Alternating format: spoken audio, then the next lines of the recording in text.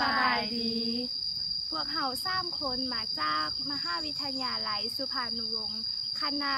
เศรษฐศาสตร์และการท่องเที่ยวสาขาบริหารการท่องเที่ยวมื้อนี้พวกเขาจะมาพาทุกท่านไปเก็บข้อมูลอยู่ที่สถานที่ท่องเที่ยวที่เป็นชื่อเสียงของหลวงพระบางซึ่งมีชื่อว่าถ้ำติ่งน้องเองมีชื่อว่านางวิไลธนวงศ์น้องเองชื่อว่านางดอกคำนำมาวงน้องเองชื่อว่านวลละอแก้วจินดาชื่อกลุ่มของพวกเขามีชื่อว่าโอลิเวียซึ่งมีความหมายว่าความสงบสุข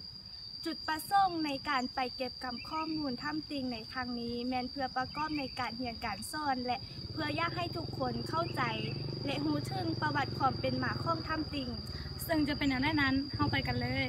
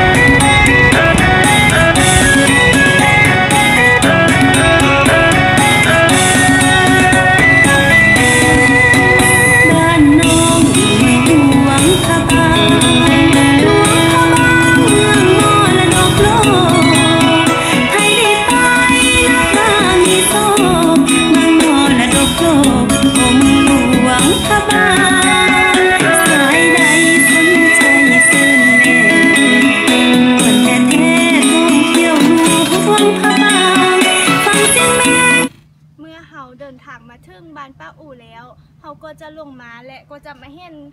ที่เพิ่นขายของทีละนึกซึ่งจะมีผ้าสร้อยคอตังหูปลักแขนและสิ่งต่างๆเพื่อจะเป็นการหารายได้เสริมของชาวบ้าน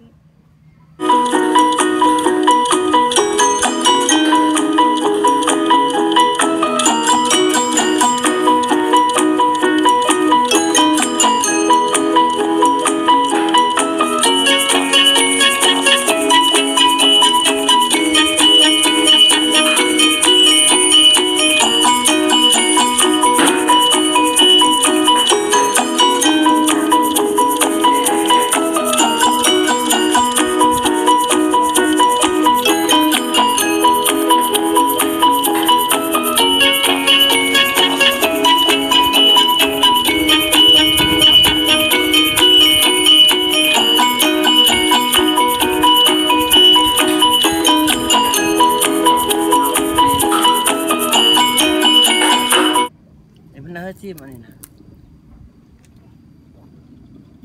น้ำจิ้มเห็ดหนักเอาแม่นางเอ้ยเอาใส่แม่ได้ไว้ลูกเอ้ยเนี่ยมันดังจืดแซ่บก็คือว่า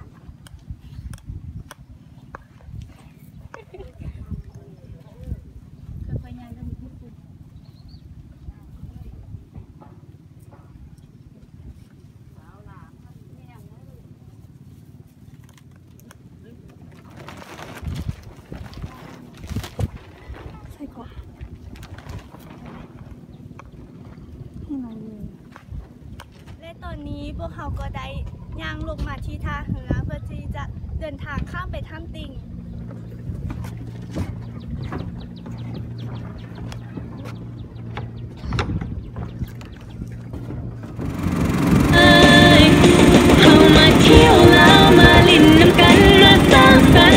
ประเทศเฮาให้ก้าวไป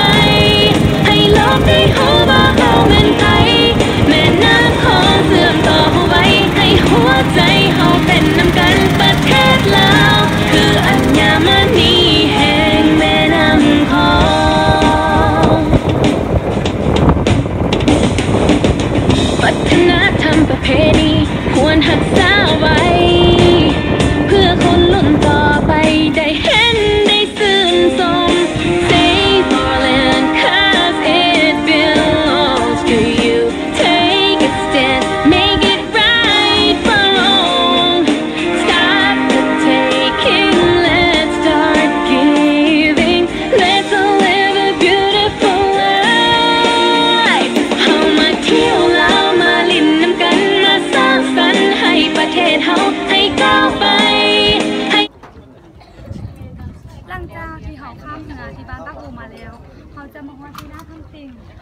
ติงห่างจากตัวเมืองโลหะบางประมาณ30 กิโลเมตรและเราเดินทางมาได้โดยการ2วิธีคือทางบกและทางน้ำถ้าเรามาทางน้ำเราจะขี่เรือมาจากท่าวัดเสียงทองและเราจะได้ชมทุกท่าน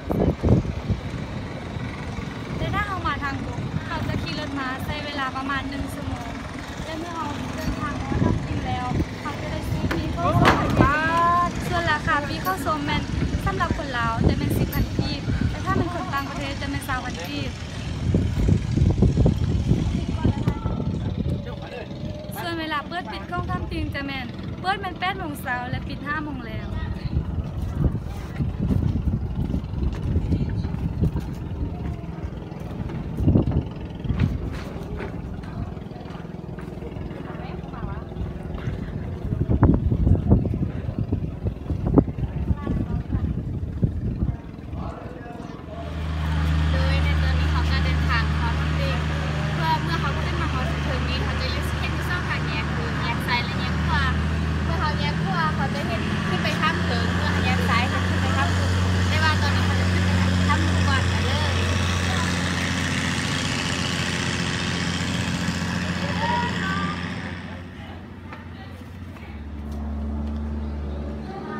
เข้ามาหอดถ้ำลุมแล้วเขาก็จะเห็นถังขึ้นซึ่งเพิ่นจะค่ายดอกไม้เพื่อใช้ในการสักการะบูชาพระพุทธรูปภายในถ้ำและเดี๋ยวนี้เขาขึ้นไปถ้ำลุมมาแล้วแต่ว่าเดี๋ยวนี้เขาจะแยกซ้ายไปถ้ำเถิง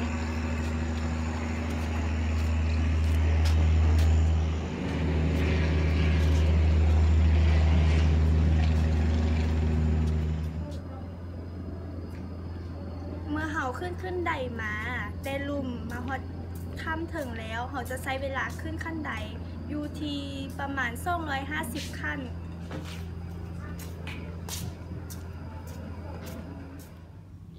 ถ้ำถึงนี้จะมีความลึกประมาณ54 เมตร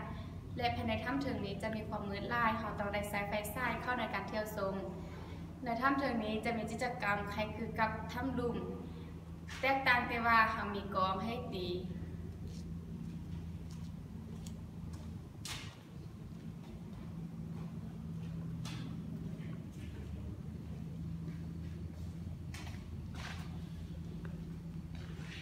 และในถ้ำเถิงนี้จะบ่พระพุทธรูปจะบ่ไล่ทอถ้ำดุม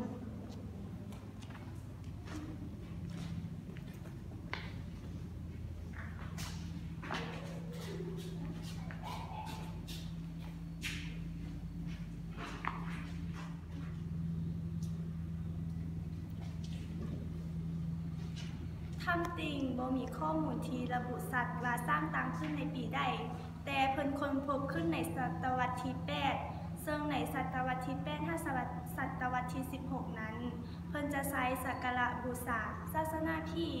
แต่ในศตวรรษที่ 16 ปัจจุบันนี้เพิ่นใช้ในการสักการะบูชาศาสนาพุทธฮอดนี้การมาเก็บกำข้อมูลที่ถ้ำติงของพวกเฮาก็ได้สิ้นสุดลงแล้วพวกเฮาหวังว่าวิดีโอในครั้งนี้จะเป็นประโยชน์ให้ทุกท่านบ่หลายก็น้อยในการนำพาทุกท่านมาเที่ยวถ้ำติงแห่งนี้ขอขอบใจ